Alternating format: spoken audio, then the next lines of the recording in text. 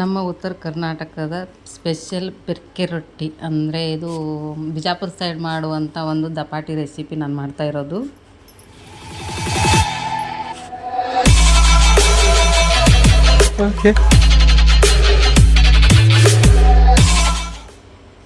ಇದಕ್ಕೆ ನಾನು ಇಲ್ಲಿ ಒಂದು ಬಟ್ಲಾಗುವಷ್ಟು ಗೋಧಿ ಹಿಟ್ಟು, ಒಂದು ಅರ್ಧ ಬಟ್ಲಾಗುವಷ್ಟು ಕಡಲೆ ಹಿಟ್ಟು, 2 ಬಟ್ಲು ನಾನು ಜೋಳದ ಹಿಟ್ಟು ತೊಗೊಂಡಿದ್ದೀನಿ.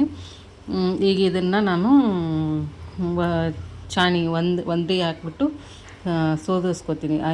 ಯಾವುದೇ ಹಿಟ್ಟಾಗಲಿ ನಾವು ಸ್ವಲ್ಪ ಚಾಣಿಸ್ಕೊಂಡು ತೊಗೊಂಡ್ರೆ ಚೆನ್ನಾಗಿ ಬರುತ್ತೆ.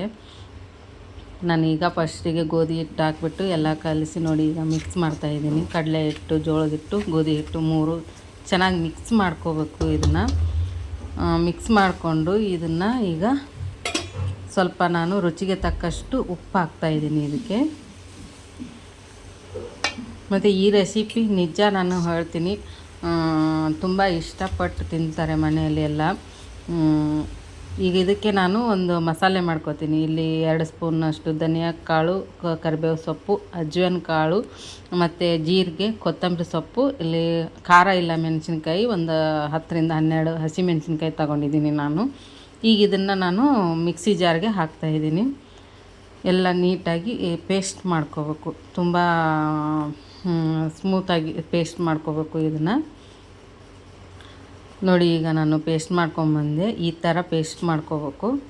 ಈಗ ಹಿಟ್ಟಿತ್ತಲ್ಲ ಆವಾಗಲೇ ಸೋದಿಸ್ಕೊಂಡಿರೋ ಹಿಟ್ಟು, ಈಗ ಆ ಹಿಟ್ಟಿಗೆ ನಾನು ಈ ಖಾರ ಹಾಕ್ತಾಯಿದ್ದೀನಿ. ಖಾರ ಇದನ್ನು ನೀಟಾಗಿ ನೀರು ಹಾಕಿಬಿಟ್ಟು ಇದು ಮಾಡಬೇಕು ಚೆನ್ನಾಗಿ. ಈಗ ಇದಕ್ಕೆ ನಾನು 1 ಸ್ಪೂನ್ ಆಗುವಷ್ಟು ಅರಿಶಿನ ಪೌಡ್ರ್ ಹಾಕ್ತಾಯಿದ್ದೀನಿ.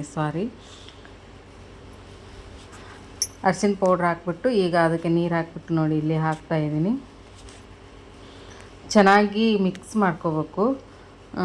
ಇದಕ್ಕೆ ಬೇಕು ಅಂದರೆ ಸಬ್ಸಿಗೆ ಸೊಪ್ಪು ಇದ್ದರೆ ಸಬ್ಸಿಗೆ ಸೊಪ್ಪು, ಮತ್ತು ಇಲ್ಲ ಅಂದರೆ ಮೆಂತ್ಯ ಸೊಪ್ಪು ಸಣ್ಣಗೆ ಕಟ್ ಮಾಡಿನೂ ಹಾಕೋಬೋದು. ಈಗ ನಾನು ನೋಡಿ ನೀಟಾಗಿ ಕಲಿಸ್ಬಿಟ್ಟು ಇಟ್ಟಿದ್ದೀನಿ. ಇದಕ್ಕೆ ನಾನು ಮೇಲ್ಗಡೆ ಹಚ್ಚೋಕ್ಕೆ ಬಿಳಿ ಎಳ್ಳು ತೊಗೊಂಡಿದ್ದೀನಿ. ಇಲ್ಲಿ ಸ್ಟವ್ ಹೊತ್ತಿಸ್ಕೊಂಡು ತವೆ ಇಡ್ತಾಯಿದ್ದೀನಿ. ತವೆ ಸ್ವಲ್ಪ ಕಾಯಬೇಕು. ಮಾತ್ರ ತುಂಬ ಚೆನ್ನಾಗಿರುತ್ತೆ. ಬಾಯಿ ಕೆಟ್ಟೋದಾಗ 1 ರೊಟ್ಟಿ ತಿನ್ನೋರು 2 ರೊಟ್ಟಿ ತಿಂತಾರೆ. ಮತ್ತು ತುಂಬ ಇಷ್ಟಪಟ್ಟು ತಿಂತಾರೆ.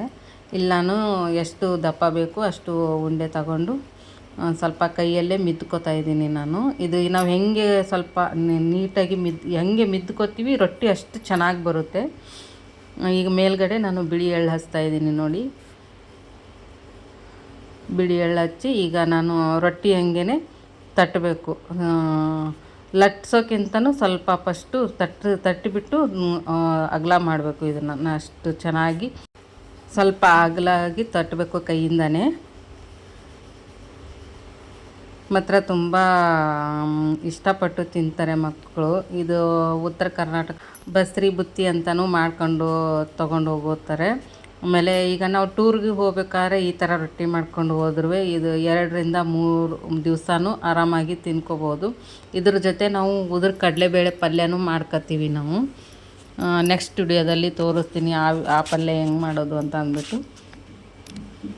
ಈಗ ನಾನು ಇದನ್ನು ನೋಡಿ ಇಷ್ಟು ಅಗಲ ಆದಮೇಲೆ ಈಗ ಸ್ವಲ್ಪ ಲಟ್ಟಿಸ್ತೀನಿ. ಅದನ್ನು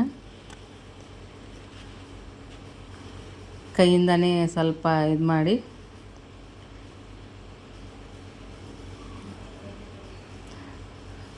ನಮಗೆ ಎಷ್ಟು ಅಗಲ ಬೇಕೋ ಅಷ್ಟು ಸ್ವಲ್ಪ ತೆಳ್ಳಗೆ ಇದು ಮಾಡಿ ಮತ್ತೆ ಸ್ವಲ್ಪ ಮೇಲೆ ಕೈಯಿಂದನೇ ಬಡಿತೀನಿ.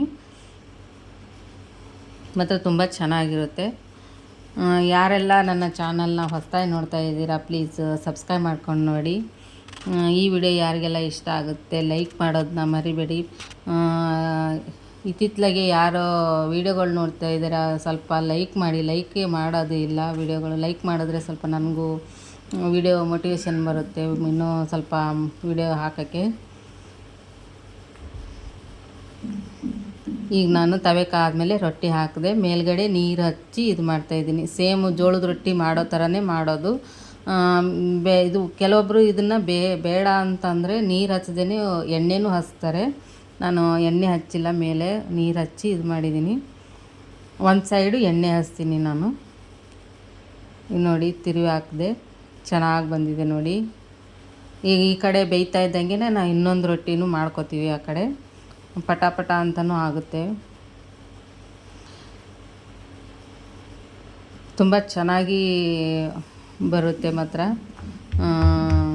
ರೊಟ್ಟಿ ಮಾಡೋಕ್ಕೆ ಬರಲ್ಲ ಅಂದವ್ರೂ ರೊಟ್ಟಿ ಮಾಡ್ಬೋದು. ಮತ್ತು ಈ ಬಿಗಿನರ್ಸ್ ಯಾರಿರ್ತಾರೆ ಅವರು ಬಿಸಿನೀರು ಹಾಕಿ ಕಲಸಿ, ನಾನು ತಣ್ಣೀರಲ್ಲಿ ಹೇಳೋದು ಮರೆತೆ, ತಣ್ಣೀರಲ್ಲೇ ಕಲಸಿರೋದು ನಾನು ಹಿಟ್ಟನ್ನ. ತುಂಬ ಚೆನ್ನಾಗಿ ಮಾಡ್ಬೋದು ರೊಟ್ಟಿನ.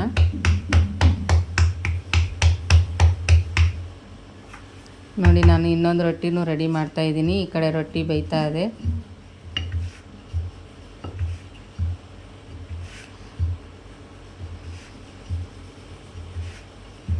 ಈಗ ಮನೆಯಲ್ಲಿ ಸ್ವಲ್ಪ ನಾಲಿಗೆ ಕೆಟ್ಟೋದಾಗಲೂ ಮಾಡಿಕೊಂಡು ತಿನ್ಬೋದು. ತುಂಬ ಚೆನ್ನಾಗಿ ಇರುತ್ತೆ ಇದು. ಟೇಸ್ಟ್ನೂ ಅಷ್ಟೇ ಇರುತ್ತೆ. 2 ರೊಟ್ಟಿ ತಿನ್ನೋರು ಪಕ್ಕ ಹೇಳ್ತೀನಿ ನಾನು 4 ರೊಟ್ಟಿ ತಿಂತಾರೆ ಇದನ್ನು. ಇದ್ರ ಜೊತೆ ಮೊಸರು ಮತ್ತು ಶೇಂಗಾ ಚಟ್ನಿ ಇದ್ದರೆ ಸಾಕು, ಮತ್ತು ಇನ್ನೇನು ಬೇಡ ಅನಿಸುತ್ತೆ, ಅಷ್ಟು ಟೇಸ್ಟಾಗಿರುತ್ತೆ. ನೋಡಿ ಇಲ್ಲಿ ನಾನು ನೀಟಾಗಿ ಬೇಯಿಸ್ಕೊತಾ ಇದ್ದೀನಿ 2 ಕಡೆಯಿಂದನೂ.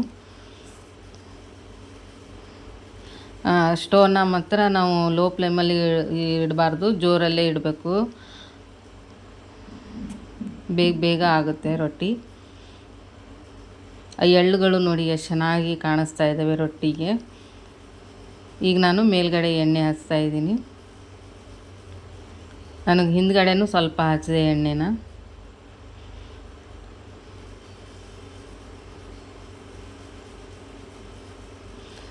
ಮತ್ತು ಟೇಸ್ಟು ಅಷ್ಟೇ ಚೆನ್ನಾಗೇ ಇತ್ತು. ನಾನು ಮಾಡಿದಾಗ ನಾನು ವಾಯ್ಸ್ ಕೊಡ್ತಾಯಿದ್ದೀನಿ, ಮಾಡುವಾಗ ನನಗೆ ಮಾತಾಡೋಕ್ಕಾಗಲಿಲ್ಲ ಇದನ್ನ.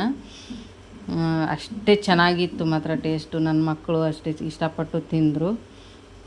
ನೋಡಿ ಇಲ್ಲಿ ಮಾಡಿ ಇಟ್ಟಿದ್ದೀನಿ, ಎಷ್ಟು ಚೆನ್ನಾಗಿ ಬಂದಿದೆ ರೊಟ್ಟಿ.